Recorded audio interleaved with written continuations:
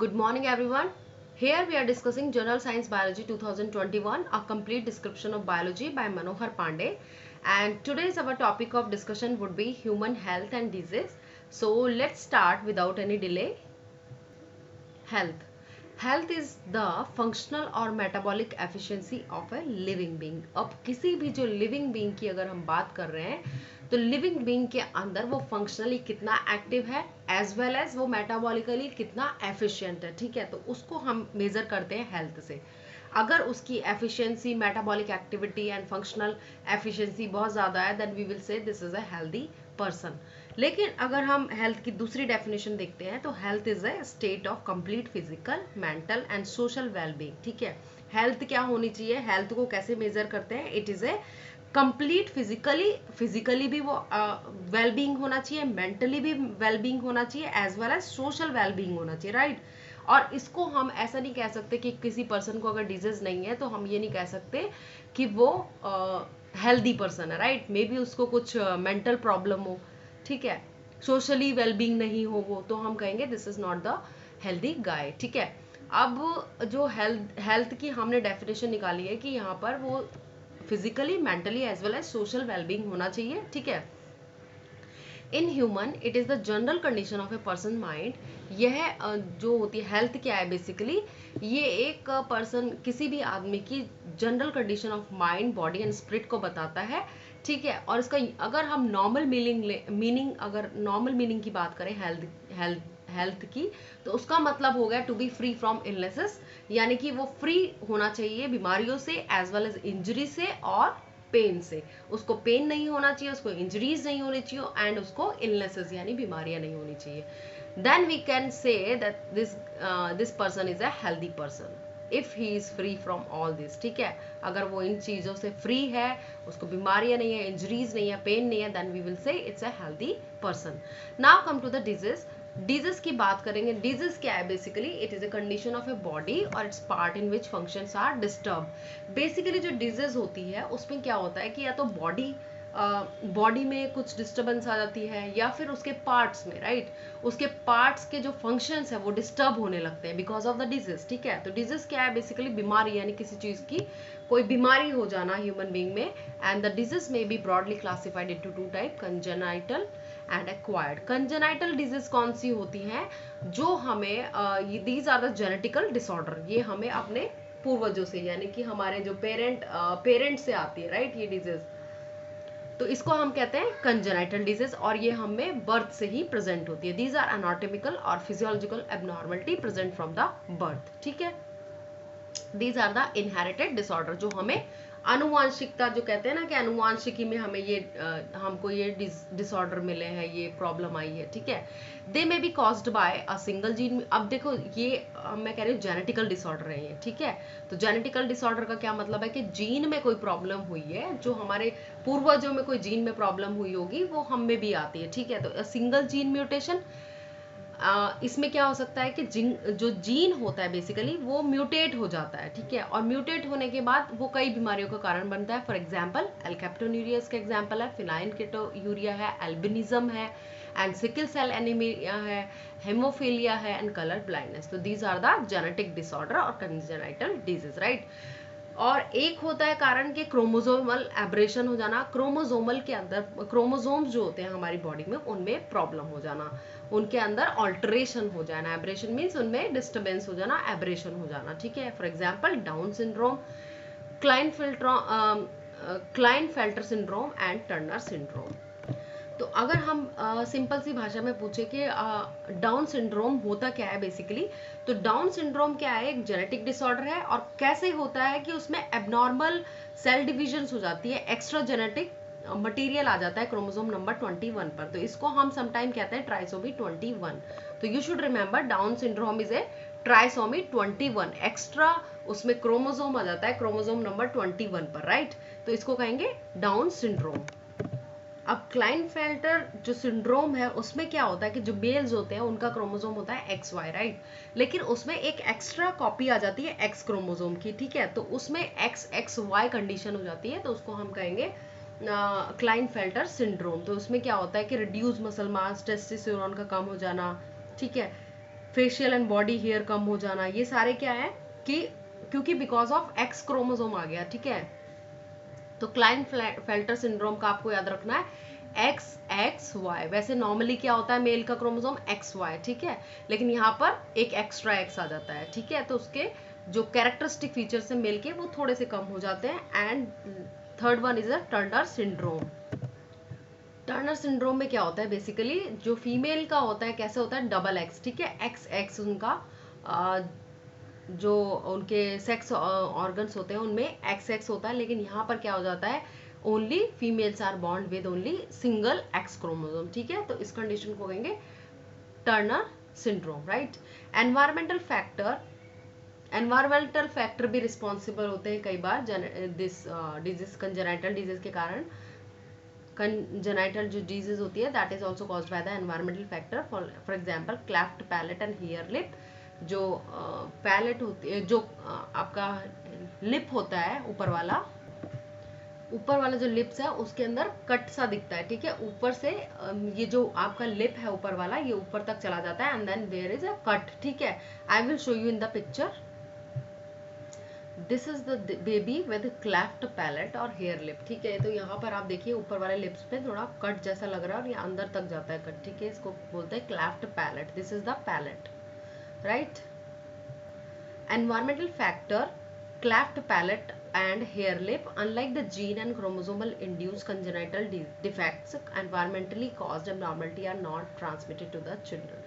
अब यहाँ पर एक बात बताई हुई है कि जो ये जीन डिसऑर्डर है, जीन म्यूटेशन है एंड क्रोमोसोमल एब्रेशन वाले जो कंजेनाइटल डिसऑर्डर है यही आगे जाके पास होते हैं, ट्रांसमिट होते हैं from one generation to another. But अगर एनवायरमेंटली कॉज्ड एबनॉर्मलिटी है वो कभी भी ट्रांसफर नहीं होती, right.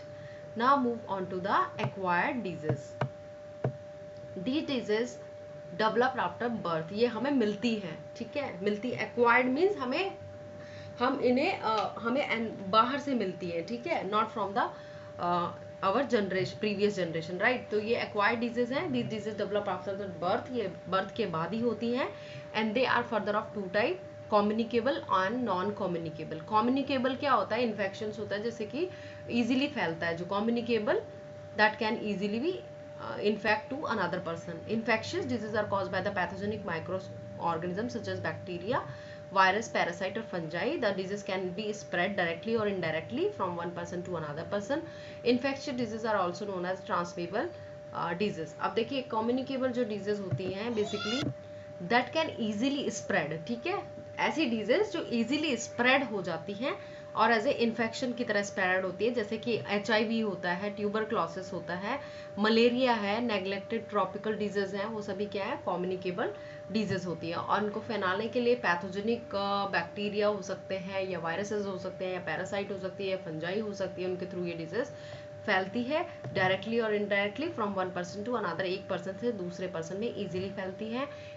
And these are the transmissible disease, ये ट्रांसमिट होती है, राइट। नॉन कम्युनिकेबल डिजीज कौन सी होती है, disease are not passed by organism among peoples, but ये जो नॉन कम्युनिकेबल डिजीज है वो क्या होती है, इजीली ये पास नहीं होती, ठीक है, they are not passed by organism among people, ये लोगों के बीच में पास नहीं होती है with the help of organism, but come from genetic और लाइफस्टाइल फैक्टर, और ये लाइफस्टाइल फैक्टर या फिर जेनेटिक जो हमारी होती है वो जीन से ही आती है या फिर ये लाइफस्टाइल बॉन्ड होती है। Communicable disease, these are the diseases which may pass or carried from one person or animal to other. Communicable diseases are illness caused by germs such as bacteria, viruses and spread by an infected person, animal or other object to other person, ठीक है। तो basically communicable disease कैसी disease हैं जो कि easily फैल जाती है, एक आदमी से दूसरे पर्सन में इजीली ट्रांसमिट हो जाती है with the help of virus, bacteria, जो भी इनके वेक्टर्स होते हैं उनके थ्रू जाती है। और sometime this is only by sneezing, coughing, ऐसे भी फैलती है ये। वायरल जैसे कि ट्यूबरक्लोसिस है, अगर हम खांसते हैं तो दूसरे पर्सन को भी ये डिजीज इजीली स्प्रेड हो जाती है, इन्फेक्ट कर देती है। Viral disease, virus are parasite and cause a number of disease. Virus क्या होते हैं बेसिकली पैरासाइट होते हैं यानी कि परजीवी होते हैं and these cause a number of disease, ये बहुत सारे डिजीज कॉज करते हैं। For example bird flu H5N1, bird flu और avian influenza virus is a disease. Bird flu is a disease caused by an influenza virus A. Influenza virus A से फैलती है बीमारी that primarily affect birds. Bird flu है तो obviously it affects the birds and the following person may be on higher risk for developing the bird flu.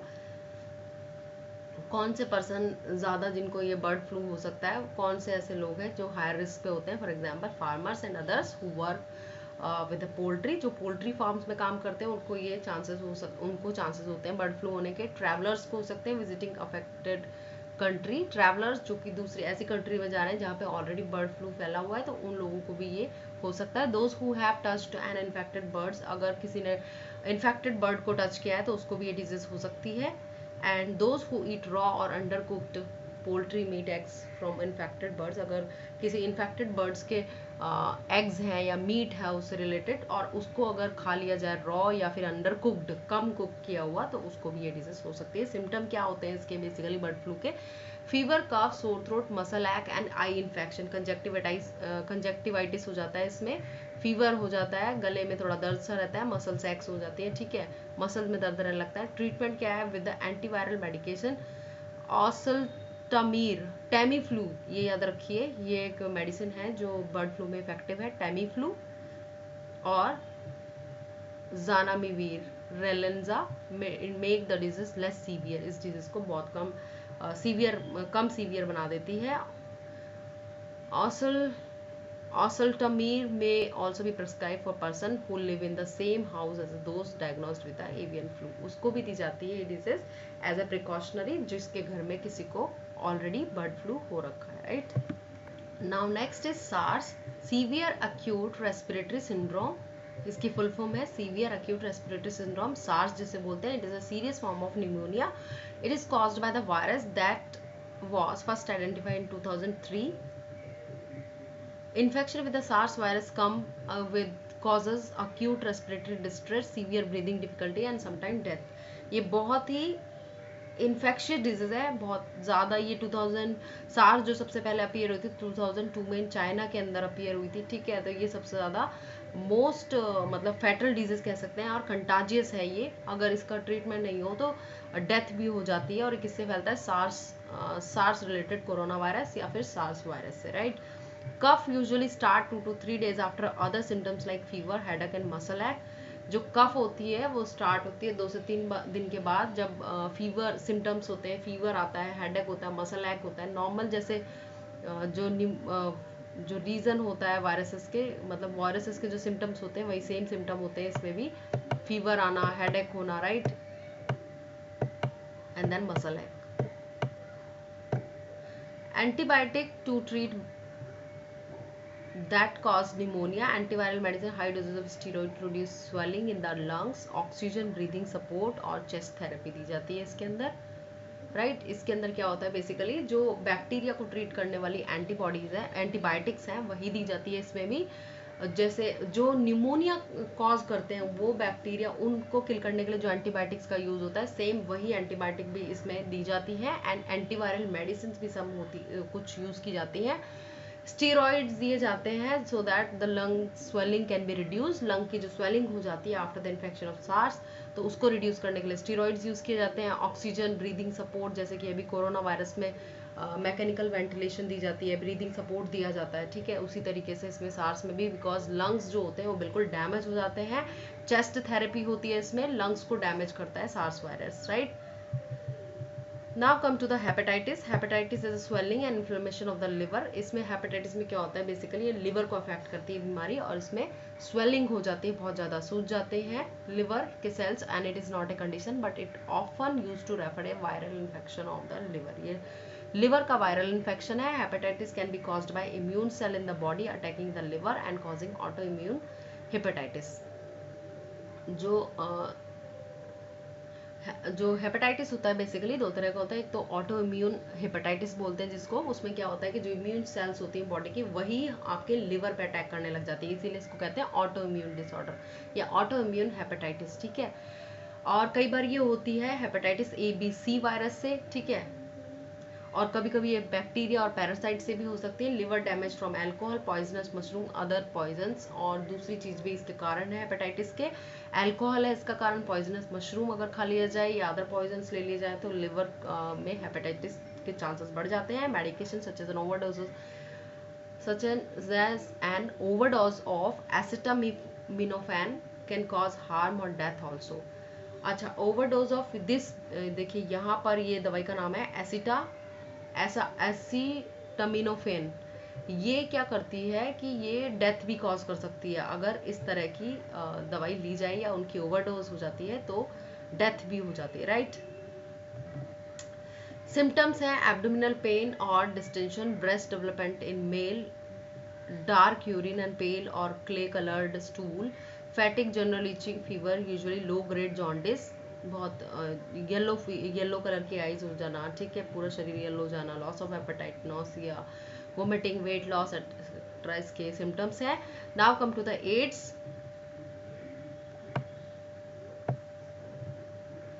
Ads के बारे में पढ़ेंगे। एड्स क्या है? HIV, human immunodeficiency virus. HIV या acquired immunodeficiency syndrome is a condition caused by the HIV infection and the condition gradually destroy the human immune system which make it harder for the body to fight infection। Basically क्या होता है इसके अंदर कि HIV infection जो होता है basically वो क्या होता है कि वो आपके इम्यून सेल्स को डिस्ट्रॉय करता है, उनको अटैक करता है, ठीक है, और आपका धीरे धीरे इम्यून सिस्टम क्या होता है, डिस्ट्रॉय होने लग जाता है।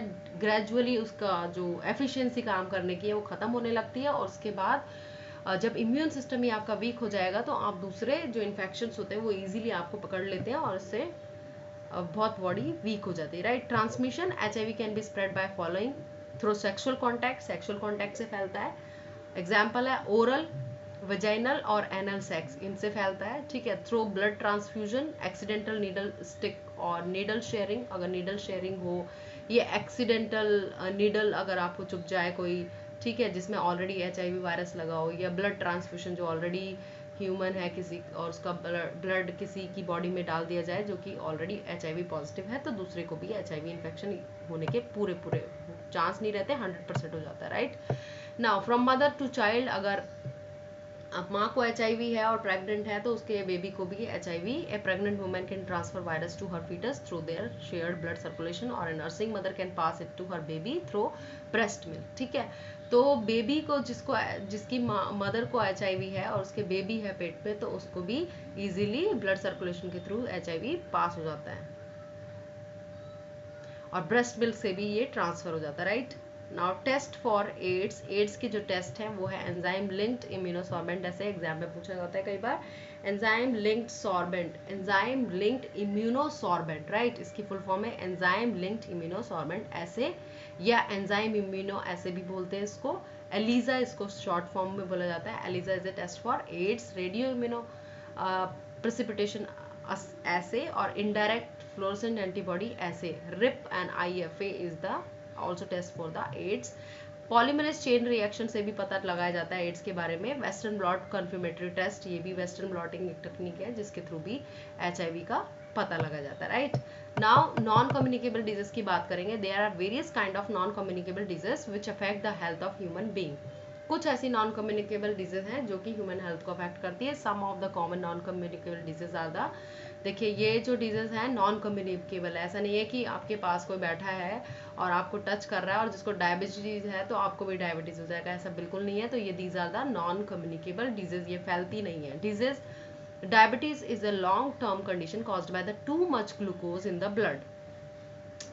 There are two main type of diabetes. देखिए डायबिटीज बेसिकली क्या है, जिसको मधुमेह भी हिंदी में बोलते हैं। डायबिटीज का मतलब है कि बहुत ज्यादा लॉन्ग टाइम तक आपका ब्लड शुगर लेवल बढ़ा रहे, ठीक है। तो बहुत ज्यादा ग्लूकोज की मात्रा या शुगर की मात्रा जो होती है ब्लड में बहुत ज्यादा हो जाती है, उस लॉन्ग टर्म को देखते हैं, ठीक है। ऐसा नहीं कि आज ज्यादा हो गई कल कम हो गई, ऐसा नहीं है।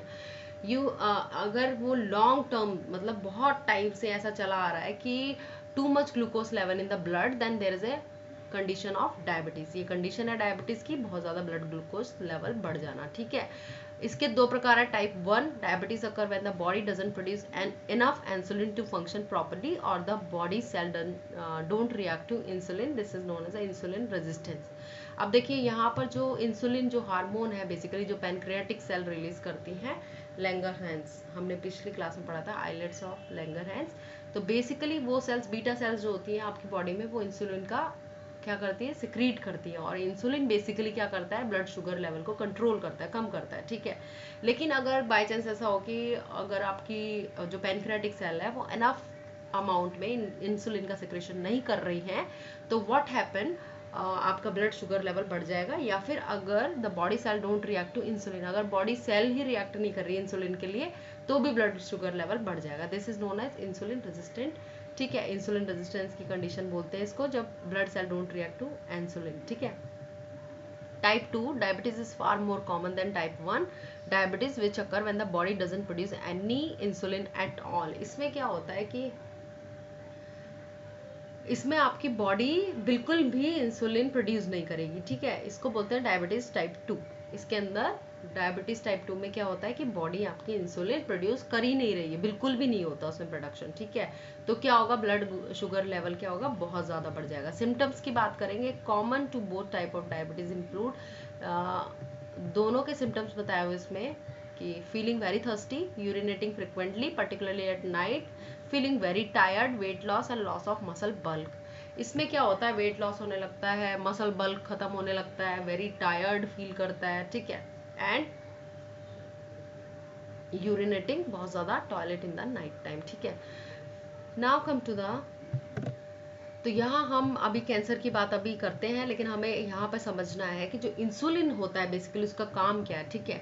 यहाँ पर हम क्यों कह रहे हैं कि इंसुलिन अगर स्त्रावित या इंसुलिन का सिक्रेशन नहीं होगा तो ग्लूकोज का लेवल क्यों बढ़ जाएगा, क्योंकि जो हमारी बॉडी के अंदर जब भी हम खाना खाते हैं तो हमारी ब्लड के अंदर ग्लूकोज की मात्रा बहुत ज़्यादा क्वांटिटी बढ़ जाती है, और ये जो ग्लूकोज का लेवल बढ़ जाता है वो क्या करता है, पैनक्रियाटिक सेल को कहता है कि इंसुलिन सिक्रीट करिए। और इंसुलिन जब रिलीज होने लगता है तो वो क्या करेगा, इंसुलिन आपके ग्लूकोज को कहाँ पहुंचाता है, सेल्स के अंदर, for the production of energy, और जो भी उसको जरूरत होती है ग्लूकोज से एनर्जी रिलीज करने का काम होता है, वो सब काम होता है, ठीक है। तो यहाँ पर हम समझ गए कि इंसुलिन का क्या काम है, ग्लूकोज को सेल तक पहुंचाना। लेकिन अगर इंसुलिन ही नहीं रहेगा ब्लड में तो ग्लूकोज आपका सेल में नहीं जाएगा और ब्लड के अंदर ही घूमता रहेगा ग्लूकोज, और बहुत ज्यादा लेवल आपका इंक्रीज हो जाएगा ग्लूकोज का, राइट। तो आप समझ गए यहाँ पर इंसुलिन की कहानी। Now next is cancer.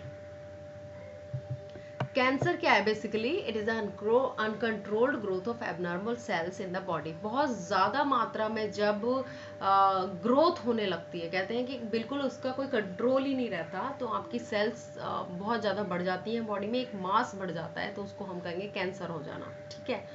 Uncontrolled growth of abnormal cell, यानी कि अनकंट्रोल्ड सेल डिवीजन होना। बेसिकली इसका क्या मतलब है, अनकंट्रोल्ड सेल डिवीजन, यानी उसके कोई चेक पॉइंट्स नहीं है, उसका सेल डिवीजन कंटिन्यूअसली होता ही जा रहा है, और होता जा रहा है तो क्या होगा, सेल मास बढ़ जाएगा, ठीक है, ट्यूमर्स अराइज होंगे, तो उसी को हम कहेंगे cancer. Some disease causes emergence of a tumor in the body and these are called neoplastic disease and this include from a minor role to a lethal cancer, ठीक है। अब धीरे धीरे जो कैंसर बना वो कई बार बहुत ज़्यादा लीथल हो जाता है। लीथल मीन्स कह सकते हैं कि लाइफ थ्रेटनिंग बोल सकते हैं इसको, लीथल। कॉजेज ऑफ कैंसर क्या सकते हैं, causes, cancer is induced by the physical, chemical, biological factor और एजेंट्स। जो कैंसर होता है basically that is induced by the physical, physically भी हो जाता है, केमिकल से रिलेटेड भी है। केमिकल अगर कोई स्पाइक करे हमारी बॉडी पे या हम कोई केमिकल ले रहे हैं तो उससे भी कैंसर हो सकता है। बायोलॉजिकल फैक्टर भी इसके लिए रिस्पॉन्सिबल होते हैं, these are called the carcinogens, और इनको ही हम कार्सिनोजन बोलते हैं। कार्सिनोजेंस का मतलब होता है कैंसर कॉजिंग एजेंट, जो कि कैंसर को क्रिएट करते हैं, right. Ionising radiation such as X rays, gamma rays, non ionising radiation such as ultraviolet damage the DNA leading to neoplastic transformation, these are the physical factor हैं, ठीक है। तो x ray, gamma rays हैं जो हमें, और जो दूसरी अल्ट्रावायलेट रेज हैं वो क्या करती है, डीएनए को डैमेज कर देती हैं, और उसकी वजह से क्या होता है, कैंसर बनता है, ठीक है। Now come to the tobacco smoke contain chemical carcinogen. Tobacco के अंदर टोबैको की जो स्मोक होती है उसके अंदर केमिकल कार्सिनोजेंस होते हैं। केमिकल कार्सिनोजेंस मतलब केमिकल और कैंसर कॉजिंग एजेंट्स, ठीक है। तो वो क्या करते हैं, लंग कैंसर कॉज करते हैं। वायरसेस में क्या आ गया, बायोलॉजिकल फैक्टर है ये, ठीक है। तो बायोलॉजिकल फैक्टर में वायरस आ गया, virus also cause cancer and these are called the oncogenic virus as they have gene called virus oncogene. ठीक है, ऑन्कोजेनिक वायरस बोलते हैं क्योंकि इनका जो जीन होता है उसको ऑन्कोजीन्स बोलते हैं। ठीक है, तो ये भी हमारी बॉडी के अंदर जाके कैंसर कॉज करते हैं, right. Cancer detection and diagnosis,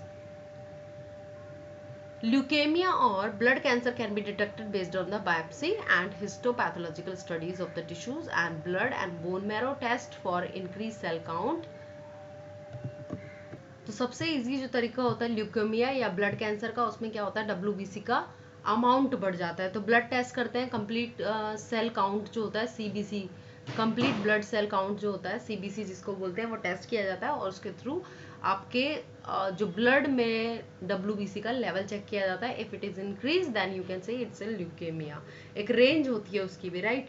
तो उससे भी हम डिटेक्ट कर सकते हैं, बोन मैरो को भी डिटेक्ट कर सकते हैं, जिसके थ्रू भी हमें पता लग सकता है कि एबनॉर्मल लेवल ऑफ डब्ल्यूबीसी अगर बहुत ज़्यादा बॉडी में है तो हम उसको पता कर सकते हैं। And this is the blood cancer, right. Leukaemia is the white blood cancer. Cancer of internal organs are detected using techniques such as radiography, computed tomography and MRI। ठीक है, तो MRI यानी कि मैग्नेटिक रेजोनेंस इमेजिंग, इन सब से MRI, अगर अंदर का जो आपके इंटरनल ऑर्गन्स का कैंसर का पता करना है तो उसके लिए जो टेक्निक्स होती है वो रेडियोग्राफी है, RCT रेडियोग्राफी, कंप्यूटेड टोमोग्राफी है, RCT जिसे कहते हैं, एंड MRI, राइट। और ठीक है, नाउ कैंसर थेरेपी। अब कैंसर के जो इलाज है वो दिए हुए cryosurgery, it is the technique of using extreme rapid cooling that freeze tissue thereby destroy them. Cryosurgery का मतलब है कि बहुत ज़्यादा ऐसी टेक्निक है जिसमें बहुत रैपिड कूलिंग होती है। ठीक है, टिश्यूज की बहुत ज़्यादा एक्सट्रीमली रैपिड कूलिंग करते हैं और उसके बाद उस टिश्यू को फ्रीज कर देते हैं and this way they destroy the tissues, right. वो एक पर्टिकुलर टिश्यू डिस्ट्रॉय हो जाता है। Rapid cooling to the temperature below freezing point produces irreversible cell damage and cell death occur 20 to 90 degree centigrade. देखो cryosurgery में basically जो cell या tissue है उसको एक्सपोज किया जाता है 20 डिग्री टू -90 डिग्री। ठीक है, और इस टेम्परेचर पे क्या होता है कि सेल डैमेज हो जाती है, इरिवर्सिबल डैमेज हो जाता है। इरिवर्सिबल का मतलब है कि दोबारा से वो सही नहीं हो सकती, ऐसे सेल डैमेज हो जाती है। इस तरीके से ये ट्यूमर या कैंसर को खत्म करते हैं। दूसरा है proton therapy, it is a type of particle therapy which use a beam of proton to irradiate diseased tissues। इसमें क्या होता है प्रोटोन थेरेपी में, प्रोटॉन्स की एक बीम होती है जो जो टिश्यू है, जो कैंसर टिश्यू है उसके ऊपर डाली जाती है, जिससे कि वो क्या होता है, खत्म हो जाता है।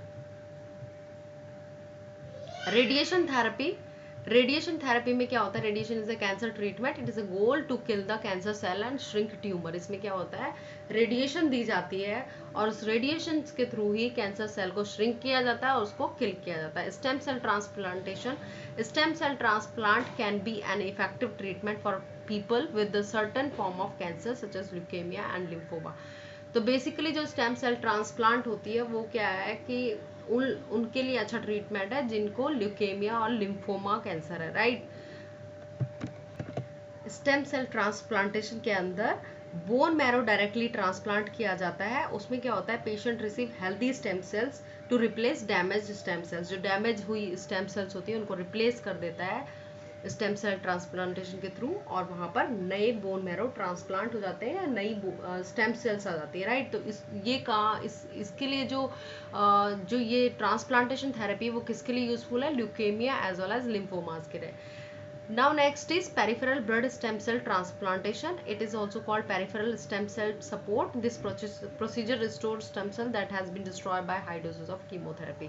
अब peripheral blood stem cell transplantation भी एक प्रकार का क्या है कि स्टेम सेल सपोर्ट है, यानी कि नई स्टेम सेल प्रोवाइड करना है, जिससे कि जो कीमोथेरेपी के दौरान जो स्टेम सेल डिस्ट्रॉय हो गई है, खत्म हो गई है, उनको रिस्टोर करने का काम ये टेक्निक के थ्रू होता है, peripheral blood stem cell transplantation. इसमें एक तरह से पेरिफेरल स्टेम सेल्स का नया सपोर्ट दिया जाता है पेशेंट को, बिकॉज कीमोथेरेपी से उसके पुराने जो स्टेम सेल्स हैं वो खत्म हो गए, राइट।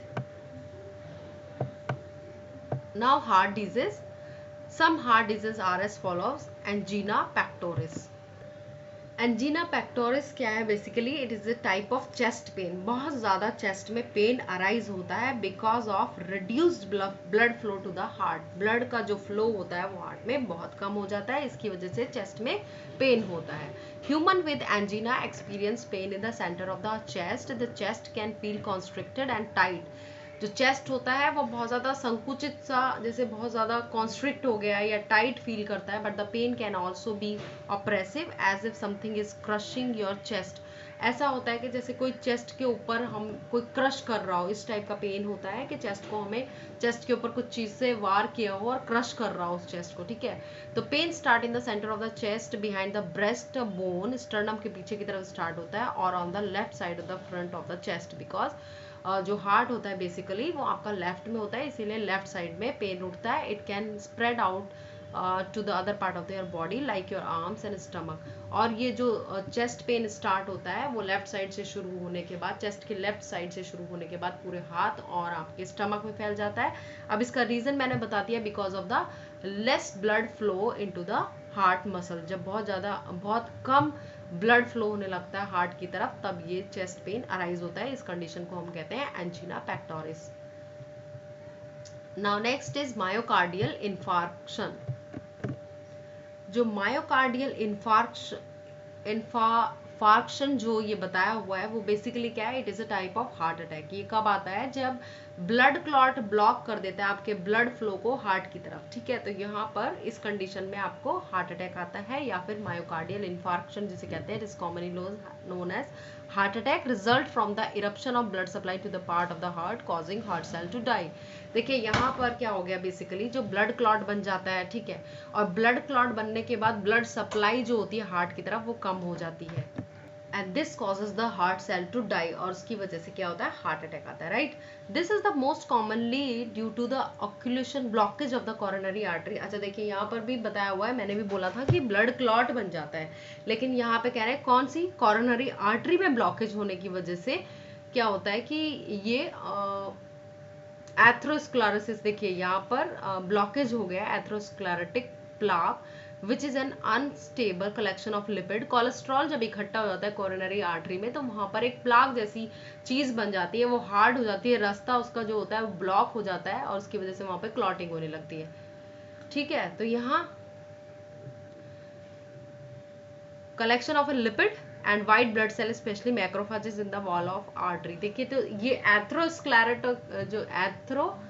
एथ्रोस्क्लेरोटिक प्लाक जो बना हुआ है वो किससे बना होता है? बेसिकली कोलेस्ट्रॉल जमा होने की वजह से, यानी लिपिड जब जमा हो जाता है आपके आर्टरीज में, और कौन सी आर्टरी? Coronary artery. तो उसकी वजह से क्या होता है? ब्लड फ्लो रिड्यूस हो जाता है। ब्लड फ्लो जो ब्लड होता है वो पहुंच नहीं पाता मसल्स में, हार्ट की मसल्स में, और फिर उसकी वजह से हार्ट अटैक आता है। द रिजल्ट इन इश्चमिया यानी कि रेस्ट्रिक्शन इन ब्लड सप्लाई और ऑक्सीजन की कमी हो जाती है, and ensuing oxygen if left untreated for a sufficient period of time can cause damage और डेथ ऑफ हार्ट टिश्यूज। इससे डेथ भी हो सकती है, right. Heart arrest, it occurs when the heart is unable to provide sufficient pump action to distribute blood flow to meet the need of the body.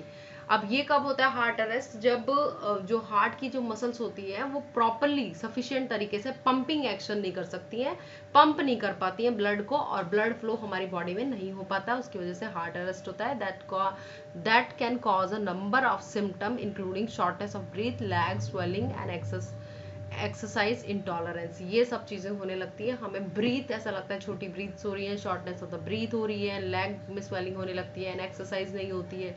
The condition is diagnosed with echocardiogram and ECG and blood test. ये condition जो होती है वो ECG से भी इसको पता लगा सकते हैं। ये इकोकार्डियोग्राम अलग है, ईसीजी से electrocardiogram, right. Treatment commonly consist of life cycle measures such as smoking cessation, light exercise including breathing protocol and decrease salt intake and other dietary changes and medical। ये चीजें हैं जो हमें हेल्प करती हैं। स्मोकिंग खत्म कर देनी चाहिए बिल्कुल during heart arrest, and light exercise करनी चाहिए, ठीक है, ब्रीदिंग प्रोटोकॉल्स के साथ, एंड और सॉल्ट का लेवल भी हमें कम कर देना चाहिए डाइट में, and other dietary change and medication, और हमें दवाइयाँ लेनी चाहिए इसके लिए, राइट। तो बेसिकली हार्ट अरेस्ट क्या हो गया, हार्ट अरेस्ट या फिर कार्डियक अरेस्ट के नाम से भी जाना जाता है, sudden loss of blood flow resulting from the failure of heart to pump, right. अब जब हमारा हार्ट जो होता है बेसिकली वो पंपिंग नहीं कर पाता प्रॉपरली, और इससे क्या होता है, शॉर्टनेस ऑफ ब्रीथ और एबनॉर्मल ब्रीदिंग हो जाती है, abnormal breathing pattern. Now come to the arthritis. Arthritis it affects the musculoskeleton system specially the joints. Arthritis जो होता है वो जॉइंट्स को इफेक्ट करता है, हमारे बोन जॉइंट्स को। It is the main cause of disability among people over 55 year of age in the industrialised countries, ठीक है। ये किस में होती है, 55 से ऊपर वाले जो लोग हैं उनमें ज़्यादा देखने को मिलती है। And rheumatoid arthritis is a long term disease that lead to inflammation of joint and surrounding tissue। इसमें क्या होता है कि inflammation यानी सूजन आने लगती है joints और उसके surrounding tissue में, and it can also affect other organ। rheumatoid arthritis जो होता है वो other organs को भी affect कर सकता है, right। osteoid arthritis is a joint inflammation that result from cartilage degeneration। अब osteoarthritis में क्या होता है, बेसिकली कार्टिलेज जो होती है वो खत्म होने लगती है, उसमें वो डिस्ट्रॉय होने लगती है। It can be caused bye ageing, hereditary and injury from trauma और डिजीज। ये कैसी होती है, it can be caused by the ageing, यानी कि एज रिलेटेड प्रॉब्लम है ऑस्टियोआर्थराइटिस भी, हेरिडिटरी भी हो सकती है, ठीक है, एंड इंजरी फ्रॉम ट्रॉमा और disease.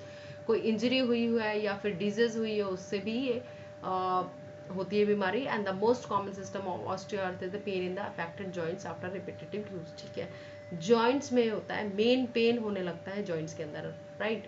Gout is a kind of arthritis, it can cause an attack of sudden burning pain, stiffening and swelling in the joint. इसमें क्या होता है कि जो आपके टोज होते हैं उनमें स्वेलिंग आ जाती है, उनमें स्टिफनेस आ जाती है उनके जॉइंट में, ठीक है। These attack can happen over and over unless gout is treated. ये बहुत ज़्यादा अगर सीवियर हो जाता है, अगर इसको ट्रीट नहीं किया जाता, over time they can harm your joint, tendons and other tissues. Gout is most common in the man. जो गाउट की प्रॉब्लम होती है, जैसे गठिया भी बोलते हैं शायद हिंदी में, यू कैन चेक। तो ये किसको अफेक्ट करती है, मेंस को अफेक्ट करती है। Sexually transmitted disease, gonorrhoea. अब आती है sexually transmitted disease. Sexually transmitted disease का मतलब है they can transfer during the sex, ठीक है। अब एसटीडी डिजीज भी बोलते हैं इसको, gonorrhoea. It is caused by the bacteria Neisseria gonorrhoea. ये इस बैक्टीरिया से होती है, Neisseria gonorrhoea. Anyone who have any type of sexual contact can catch gonorrhea and the infection can be spread by contact with the mouth, vagina, penis और anus। ये इनसे होती है, ठीक है।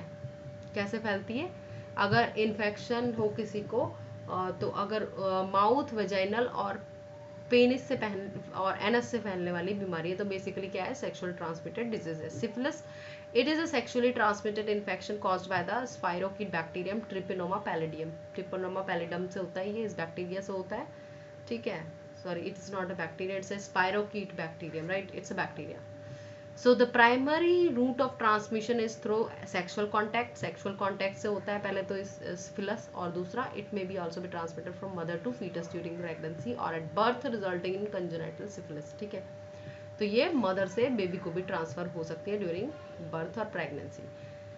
Genital herpes it is a sexually transmitted infection, STI caused by the herpes simplex virus, ठीक है। तो आपको बेसिकली नाम याद रखने हैं कि गोनोरिया हो गया या जेनाइटल हर्पिस हो गया, ठीक है, सिफिलिस हो गई, ये क्या है, sexually transmitted disease. Trichomoniasis it is a sexually transmitted infection caused by the parasite Trichomonas vaginalis. This bacteria, ये कौन सा पैरासाइट है, Trichomonas. This is not a bacteria, this is parasite, ठीक है। इसको बोलते हैं ट्राइकोमोनास वेजिनलिस। तो वेजाइना में इन्फेक्शन कॉज करता है, राइट। मेंटल डिसऑर्डर्स की बात करेंगे। A mental disorder or mental illness is a physical pattern or anomaly potentially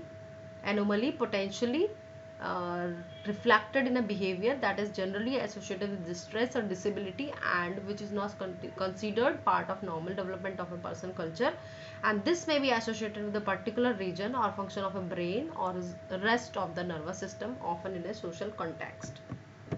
So basically mental disorder क्या है, it's a wide range of condition that affect your mood, thinking and behavior, ठीक है। और mental जो health disorder होते हैं वो कैसे कैरेक्टराइज कर सकते हो आप, परसिस्टेंटली डिप्रेस्ड मूड रहे अगर किसी का, और loss of interest in the activities, ठीक है, या कॉजिंग सिग्निफिकेंट इम्पेयरमेंट इन डेली लाइफ, ठीक है, अगर किसी की डेली लाइफ में किसी का मन नहीं लग रहा है, या कह सकते हैं एक्टिविटीज में वो पार्टिसिपेट नहीं कर रहा है, या उसका इंटरेस्ट नहीं हो रहा है, या आप कह सकते हैं कि वो डिप्रेस मूड में दिख रहा है, तो आप कहेंगे कि उसको मेंटल डिसऑर्डर है। ये फिजियोलॉजिकल पैटर्न और anomaly potentially reflected in behaviour. Basically behaviour में जब चेंज आने लगता है, बिहेवियर जब उसका ठीक नहीं दिखता है, तो हम कहेंगे this is mental disorder. Distress यानी कि स्ट्रेस रहने लगता है, डिसेबिलिटी, और which is not consider part of normal development of person culture. ये नॉर्मल जो हमारा डेली रूटीन का काम है उसकी तरह बिहेव नहीं करना, और डिफरेंशियली बिहेव करने को ही मेंटल डिसऑर्डर कहते हैं, राइट। अब बेसिकली क्या है इसमें जो इम्पोर्टेंट है वो है अल्जाइमर डिजीज के बारे में बताया है। It is a progressive mental deterioration that can occur in middle और old age due to generalised degeneration of brain. इसमें ब्रेन की जो सेल होती है वो धीरे धीरे डिजनरेट होने लगती है, डिस्ट्रॉय होने लगती है, एंड ये मिडिल एज और ओल्ड एज लोगों में ज्यादा होती है। It is the commonest cause of premature senility. तो बेसिकली अल्जाइमर डिजीज में क्या हो गया कि धीरे धीरे धीरे जो ब्रेन की सेल्स होती हैं वो धीरे धीरे डिस्ट्रॉय होने लगती है, न्यूरॉन्स के कनेक्शंस फेल होने लगते हैं, और धीरे धीरे वो सेल्स मर जाती हैं। और इस जो बीमारी का इलाज भी इसका कोई है नहीं, इसका अल्जाइमर डिजीज का, right. Now come to the drugs. Drugs की बात करेंगे। Drug is a substance which when taken in alter the body function. ऐसा सब्सटेंस है ड्रग जिसको हम लेते हैं या खाते हैं तो हमारे बॉडी के फंक्शंस को वो क्या कर देता है, ऑल्टर कर देता है। Repeated use of drug particularly for obtaining quick pleasure is called the drug abuse. अगर बार बार किसी ड्रग्स का यूज होता है, बार बार हम उसे लेते हैं for the pleasure, then it is called the drug abuse, right. तो सम सिंपल ड्रग्स जो होती है उनके बारे में बात करेंगे पहले। Below are the type of simple drugs. Analgesic होती है, पेन किलर जिसको कहते हैं। These drug act in various ways on the peripheral and central nervous system. They include paracetamol, acetaminophen, and the non-steroidal anti-inflammatory drugs are such as the salicylate, narcotic drugs such as morphine, synthetic drug with narcotic properties such as tramadol and various other. देखिए यहाँ पर जो analgesic है, analgesic का मतलब भी पूछ लेते हैं एग्जाम में, पेन किलर्स होता है, ठीक है। उनमें आता है आपका paracetamol, non steroidal anti inflammatory drug जिन्हें NSAIDs, ठीक है, और उनमें आते हैं एग्जाम्पल सैलिसाइलेट, नार्कोटिक ड्रग्स के, ठीक है। मॉर्फिन हो गई नार्कोटिक ड्रग्स, सिंथेटिक ड्रग्स हो गई है, तो वो सब आपको यहाँ पे याद रखना है। कौन सी ड्रग, जैसे पैरासीटामोल पूछ लेंगे, इज इट एनाल्जेसिक और समथिंग एल्स, तो आप बताएंगे एनाल्जेसिक है। और एनाल्जेसिक की भी भाषा वो पूछ लेते हैं, what is the meaning of analgesic, then you will say it's a pain killer, right. फिर आता है एनेस्थेटिक, जो बेहोश करने वाली दवाइयाँ होती है। Anaesthetic is use to temporarily reduce और टेक अवे सेंसेशन, ये आपको बेहोश कर देती है, आपकी सेंसेशन खत्म कर देती है, usually so that painful procedure surgery can be performed. और इसमें क्या होता है कि एनेस्थीसिया जब भी दिया जाता है जब आपको कोई सर्जरिकल प्रोसीजर में इन्वॉल्व हो रहे हो। And these are the type of anaesthesia. General which make the patient unconscious. General में क्या होता है, पूरी बॉडी ही आपकी सेंसेशन खो देती है और आप पूरी तरह से बेहोश हो जाते हैं। लोकल में क्या होता है, जिस पार्ट में सर्जरी करनी होती है, जिस पार्ट को नम करना है वो पर्टिकुलर पार्ट को ही नम करते हैं। लोकल मतलब हो गया कि particular which nums the part of body that would otherwise feel pain, ठीक है, उसी पार्ट को वो नम करते हैं जहां पर सर्जिकल कोई प्रोसेस परफॉर्म करना हो, राइट।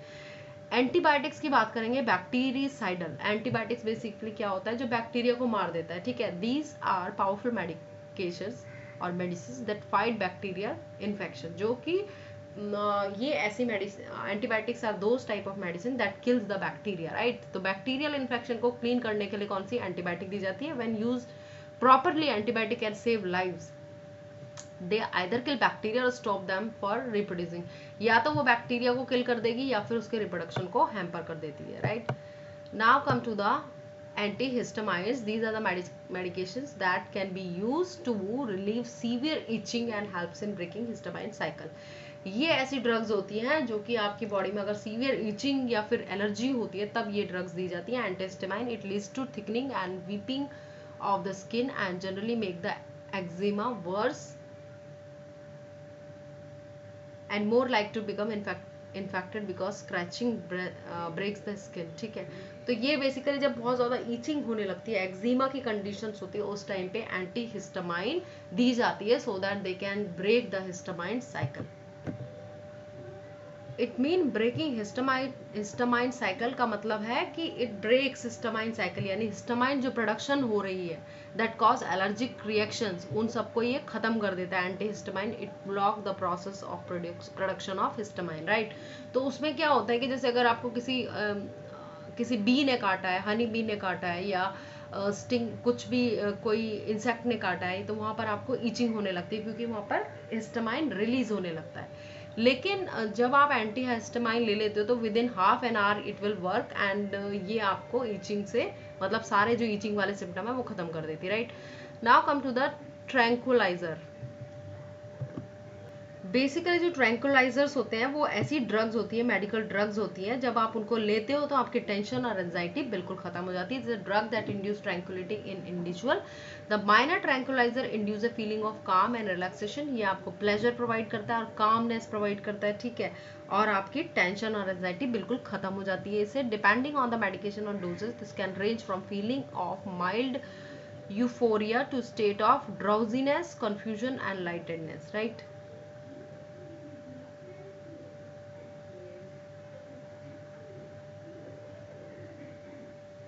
तो थोड़ा सा इसको लेने के बाद ये इसके डोजेस अगर इसकी ज़्यादा होती है तो ड्राउजीनेस होने लगता है, कॉन्फ्यूजन होने लगती है, या फिर हल्का लगने लगता है। Sedatives, it is substance that induce sedation by reducing irritability और excitement. Sedative are those type of drugs that induce sleep और कामनेस, राइट। ये आपको नींद लाने का काम करती है। This is substance that induce sedation by reducing irritability और एक्साइटमेंट। इरिटेबिलिटी को रिड्यूस करती है, एक्साइटमेंट को रिड्यूस करती है और नींद लाने का काम करती है। एट हायर डोज इट में result in this slurred speech, ठीक है। अगर बहुत ज़्यादा मात्रा में ली जाए तो स्लर्ड स्पीच का मतलब हो गया बेसिकली जैसे क्या कोई अल्कोहल, अगर किसी ने दारू पी रखी हो, बहुत ज़्यादा ड्रिंक कर रखी है, तो वो स्लर्ड स्पीच की तरह, जैसे उसकी आवाज़ अलग तरीके से निकलती है, उसी टाइप की कंडीशन हो जाती है। Staggering gait, poor judgement and slow uncertain reflexes, ठीक है। तो ये सब चीज़ें होने लग जाती है। Doses of sedative such as benzodiazepines when used as a hypnotic induced sleep tend to be higher than amount used to relieve anxiety, whereas only low doses are needed to provide a peaceful and calming sedative effect। तो ज़्यादा dose नहीं लेनी होती है, इसकी बहुत ही कम dose होती है और इसमें सेडेटिव का नाम है benzodiazepines, right. This is the drug, sedative drug. Narcotic, it is originally referred medically to any psychoactive compound with an sleep inducing properties, right। इसमें भी sleep inducing property होती है। अब now come to the antipyretic, temperature reducing, जैसे fever को कम करने वाली दवाई को कहते हैं एंटीपायरेटिक, जिससे अपना शरीर का, हमारी बॉडी का टेम्परेचर डाउन होता है। दीज आर द ड्रग्स और herbs that reduce fever. Antipyretic cause the hypothalamus to override and interleukin induce increase in the temperature and the body then work to lower the temperature resulting in reduction of fever. Bacteria of cholera and TB was discovered by the Robert Koch। अब ये एक अलग line दी हुई है यहाँ पर। Cholera का bacteria, cholera क्या करता है, हैजा, जो डायरिया होता है that is caused by the cholera. End TB का जो टीबी का बैक्टीरिया, ट्यूबरक्लोसिस का बैक्टीरिया कौन सा है, ट्यूबरक्लोसिस बैक्टीरियम, राइट। तो इन दोनों बैक्टीरिया को किसने डिस्कवर किया था, रॉबर्ट कॉच ने डिस्कवर किया था। Now these are the this is the chart, big chart, उसमें बताया हुआ डिसऑर्डर। यहाँ पर बता रखा है इन्होंने कि ड्वार्फिज्म कैसे होता है। तो हार्मोन, ग्रोथ हार्मोन की कमी से होता है। GH जो लिखा हुआ है ग्रोथ हार्मोन है, इसकी डेफिशिएंसी होती है तो ये डिसऑर्डर होता है ड्वार्फिज्म, यानी कि हाइट का कम होना, राइट। और ग्रोथ हार्मोन कहाँ से निकलता है, पिट्यूटरी ग्लैंड से। जाइजेंटिज्म होता है बेसिकली बहुत ज्यादा एक्सेस में अगर ग्रोथ हार्मोन निकलने लग जाए पिट्यूटरी से, देन वी विल से जाइगेंटिज्म, यानी कि बहुत जाइगेंट, यानी कि बड़ा सा, बहुत बड़ा सा, बड़ी बॉडी हो जाना, राइट। नाउ एक्रोमेगली क्या है, एक्रोमेगली भी एक्सेस में अगर निकलने लग जाता है पिट्यूटरी ग्लैंड से, एक्सेस क्वांटिटी में सिक्रीशन होती है ग्रोथ हार्मोन की, then this cause the acromegaly. Acromegaly में फेस, हैंड और फीट बहुत ज्यादा बड़े हो जाते हैं, right. Simmonds disease, this is also caused by the deficiency of growth hormone, यहाँ देख लेना आप, ड्वार्फिज्म में जो ग्रोथ हार्मोन है उसकी डेफिशिएंसी के कारण ड्वार्फिज्म। जाइगेंटिक में क्या है, एक्सेस, ठीक है, क्योंकि बहुत ज्यादा बड़ा हो जाना, ठीक है। एक्रोमेगेली में फीट, फेस और हैंड्स बहुत ज्यादा बड़े हो जाना, तो उसमें भी एक्सेस, इसकी क्वांटिटी क्या है, एक्सेस। साइमन डिजीज में डेफिशिएंसी है, ग्रोथ हार्मोन की डेफिशिएंसी हो जाती है साइमन में। साइमन डिजीज के अंदर atrophy of visceral organ, atrophy means कि डीजनरेशन ऑफ द ऑर्गन्स, ठीक है। तो उसमें क्या होता है कि लिवर, स्प्लीन हो गया, किडनी हो गया, हार्ट हो गया, थायराइड हो गया, इन सब का एट्रोफी यानी ये डीजनरेट होने लगते हैं साइमन डिजीज में because of the deficiency of growth hormone. Diabetes insipidus क्या होता है, डायबिटीज एक तो होता है डायबिटीज मिलिटस जो कि इंसुलिन हार्मोन की कमी से होता है, लेकिन डायबिटीज इंसिपिटस जो है बेसिकली एंटी डायूरेटिक हार्मोन की कमी से होने वाला रोग है। ये क्या है, ADH, anti diuretic hormone, right. तो इसकी डेफिशिएंसी जब हो जाती है तब डायबिटीज इंसिपिटस होता है। क्रिएटिनिज्म थायरॉक्सिन डेफिशिएंसी के कारण होता है, राइट। क्रिएटिनिज्म जो होता है बेसिकली ये न्यूबॉर्न्स में दिखता है, और यहाँ पर क्या होता है कि जो ग्रोथ होती है, स्टंट ग्रोथ हो जाती है एंड फिजिकल डिफॉर्मिटीज रहती है, राइट। सिंपल गॉइटर क्या होता है, थायरॉक्सिन हार्मोन की डेफिशिएंसी के कारण होता है, ठीक है। और यहाँ पर सिंपल गॉइटर में थायराइड ग्लैंड जो होती है वो बहुत बड़ी हो जाती है, राइट, बटरफ्लाई की तरह शेप लेके वो बहुत बड़ी हो जाती है। मिक्सोएडेमा थायरॉक्सिन डेफिशिएंसी के कारण होता है। Myxoedema is also myxoedema also called as severe form of hypothyroidism, right? Now come to the exothalamic goiter. इसमें एक्सेस, बहुत ज़्यादा एक्सेस मात्रा में थायरॉक्सिन हार्मोन प्रोड्यूस होता है। Tetany is a disease that is caused by the deficiency of parathyroid hormone that is released from the parathyroid gland. And Plummer disease के अंदर भी जो होती है थायराइड ग्लैंड होती है वो बड़ी हो जाती है, और यहाँ क्या है कंडीशन, बेसिकली हाइपरथायरॉइडिज्म। यहाँ पर बहुत ज़्यादा प्लमर डिजीज ओल्डर एज के पीपल को होती है, और यहाँ पर enlargement of thyroid gland, right. Now come to the Addison disease. Addison disease कब होती है, जब एड्रिनल ग्लैंड जो होती है वो पर्टिकुलर और एफिशिएंट मात्रा में ये these adrenal gland hormone produce नहीं करती, तब उसको कहते हैं Addison disease. For example hormone कौन से नहीं प्रोड्यूस होते, किसकी डेफिशिएंसी होती है, then we can say it's a mineralocorticoid deficiency and glucocorticoid deficiency, ठीक है। एड्रिनल कॉर्टेक्स सिक्रीट होने वाले हार्मोन है, इनकी जब मात्रा बहुत कम रिलीज होती है देन एडिसन डिजीज होती है। Now Crohn disease that is caused by the excess secretion of excess mineralocorticoid from adrenal cortex।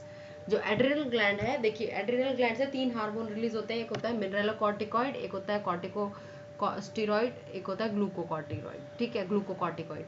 तो मिनरलोकॉर्टिकॉइड जो होता है और ग्लूकोकॉर्टिकॉइड अगर बहुत कम मात्रा में रिलीज हो रहे हैं देन हम कहेंगे एडिसन डिजीज है। अगर मिनरलोकॉर्टिकॉइड बहुत ज्यादा एक्सेस मात्रा में रिलीज हो रहे हैं तो हम कहेंगे this is a Crohn disease, right.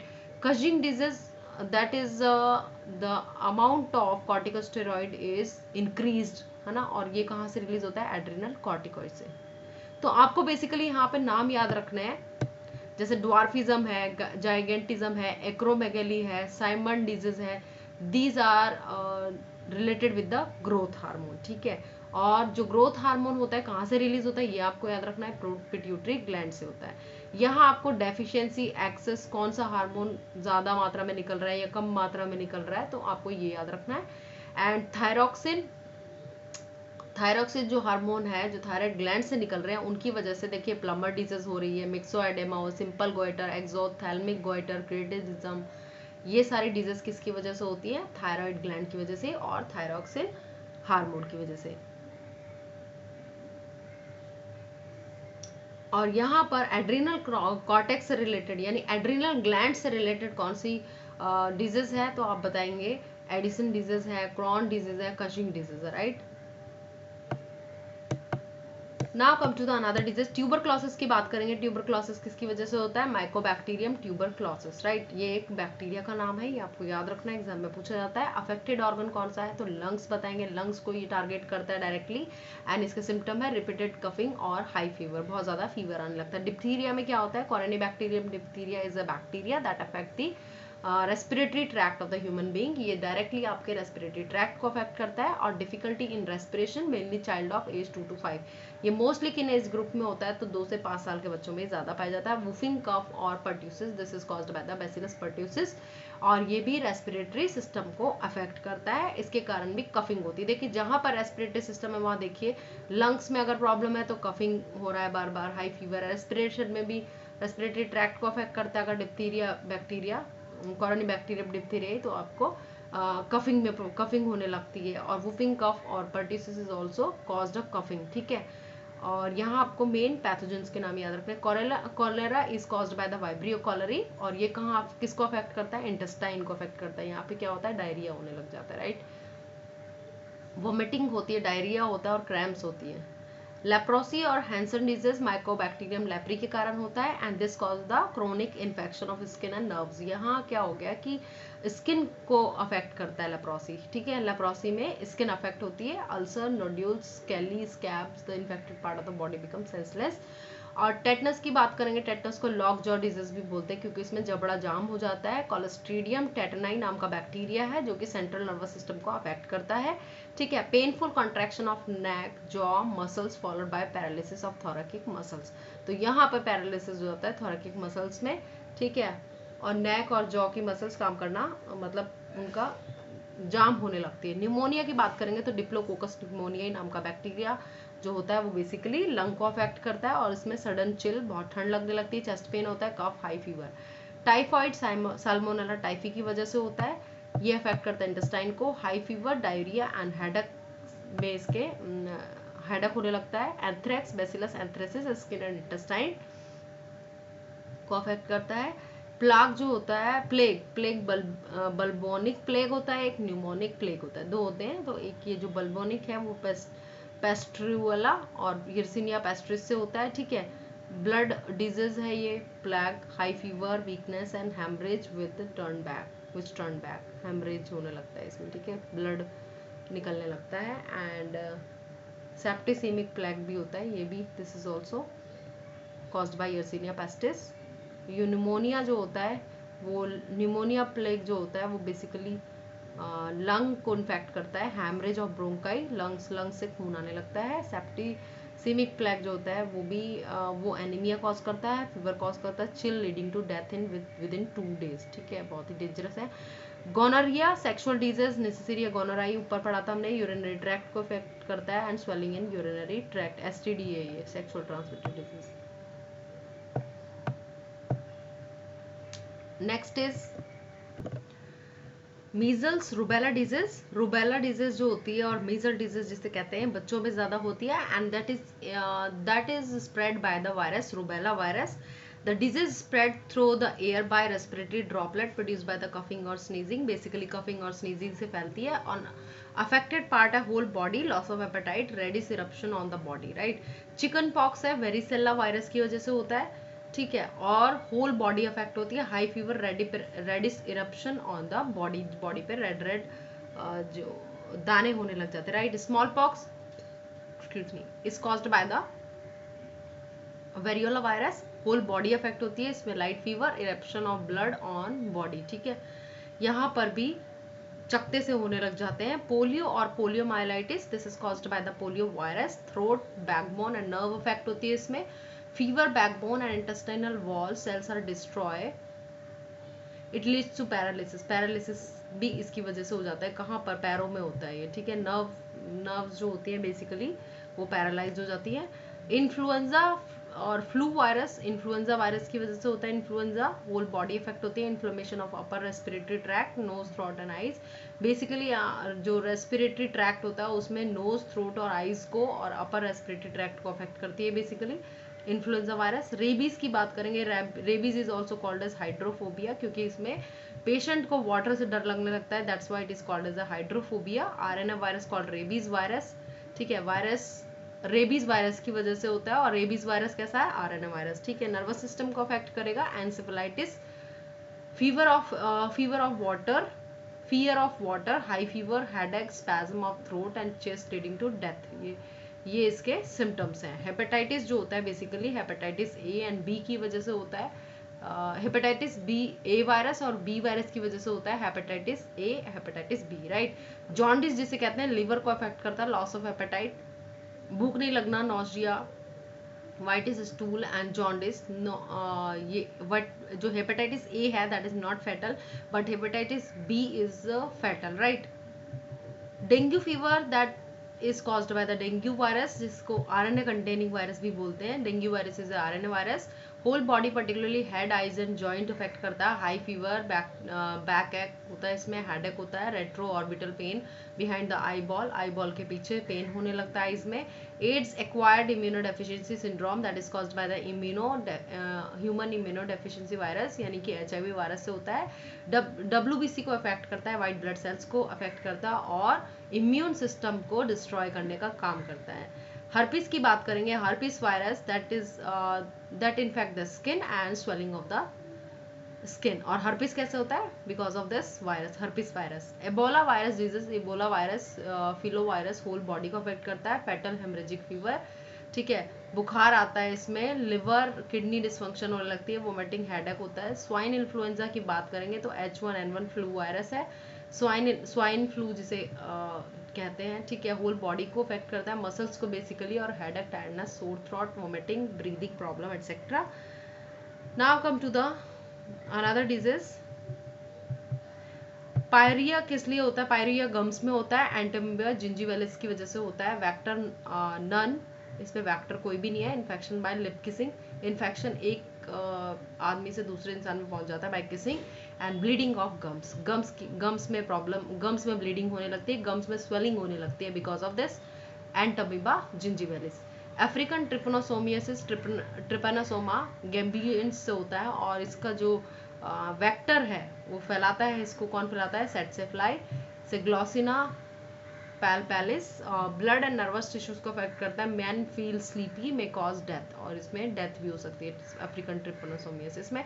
African dysentery और इसको अमीबियासिस, अमीबिक डायसेंट्री और amoebiasis, this cause the diarrhoea, और ये होती है एंटोमीबा हिस्टेलाइटा की वजह से। नन वेक्टर्स का कोई भी नहीं है। Infection bye contamination, water contamination, food contamination की वजह से ये होता है और ये अफेक्ट करता है कोलोन, इंटेस्टाइन को। Develop loose motion with blood, pain in abdomen, right. अब diarrhoea, this is caused by the Giardia की वजह से होता है।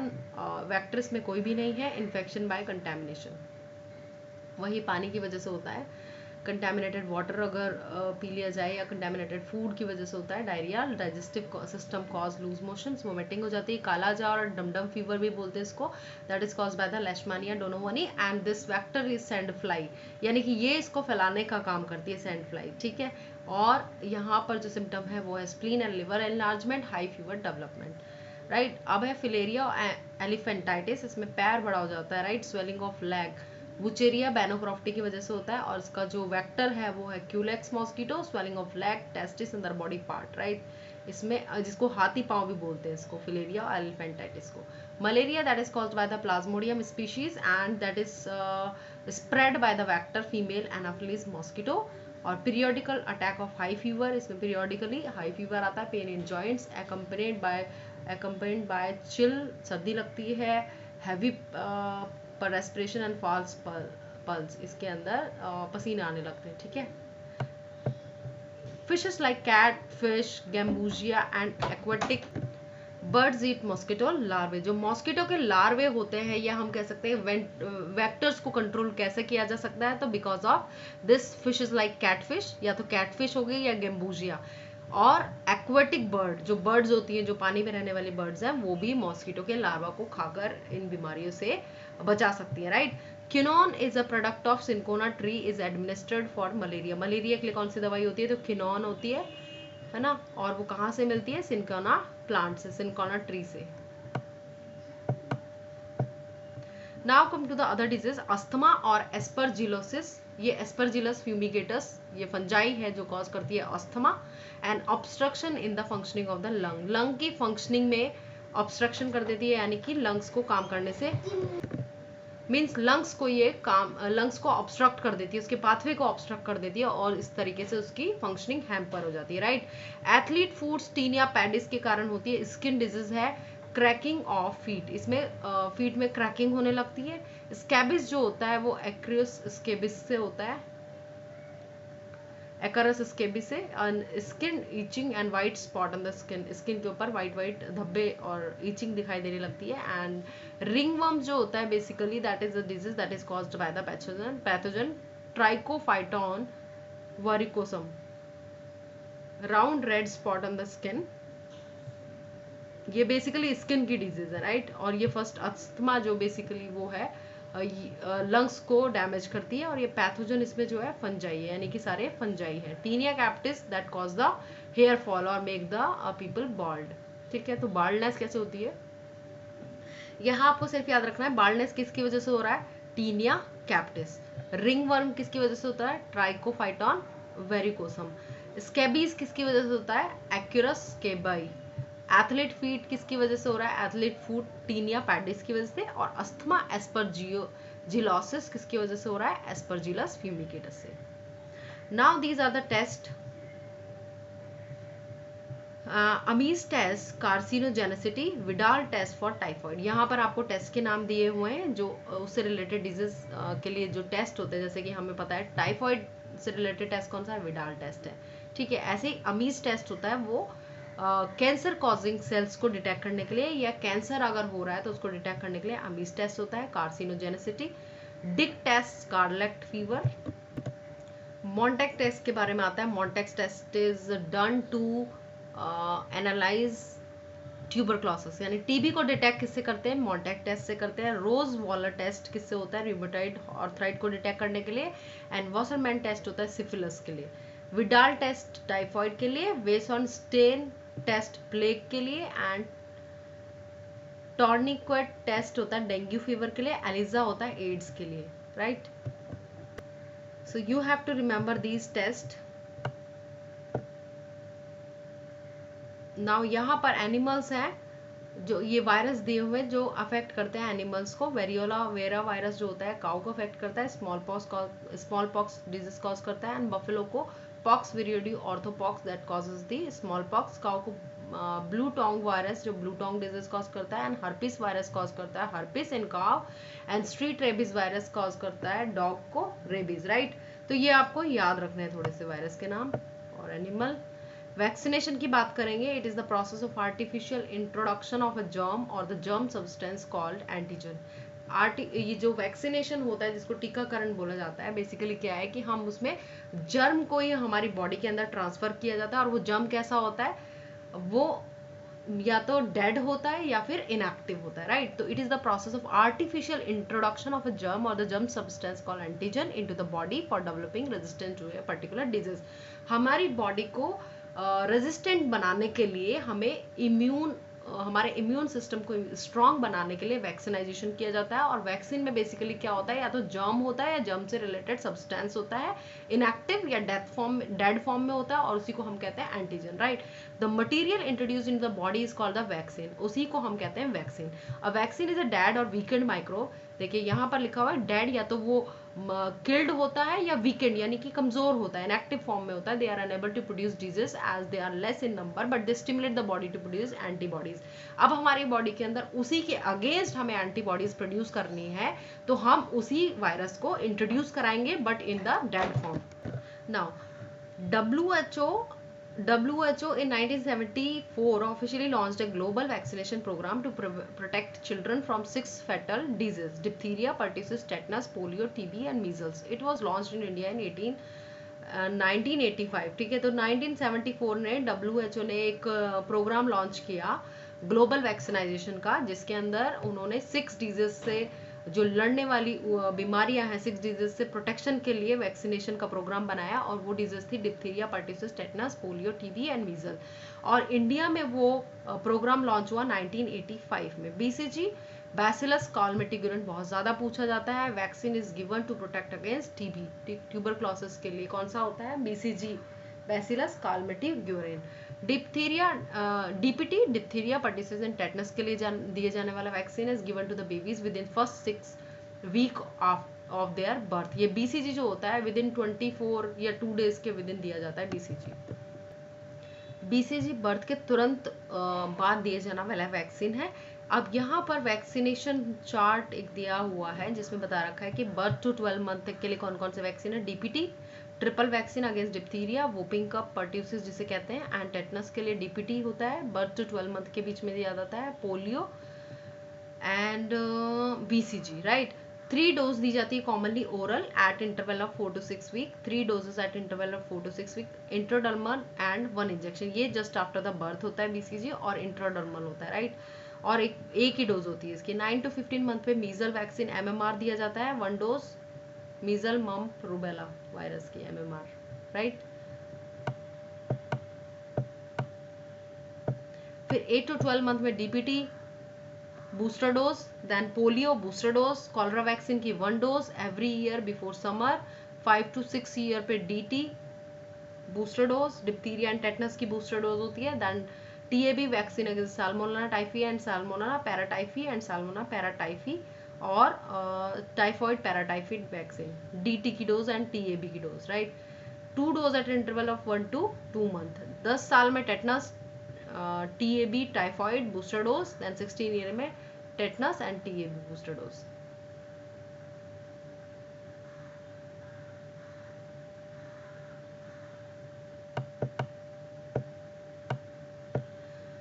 यहाँ हमें बताया एट ए ग्लांस में total number of muscles in body 639 and total number of bone in the human body 206 and birth पे होती है 306, राइट।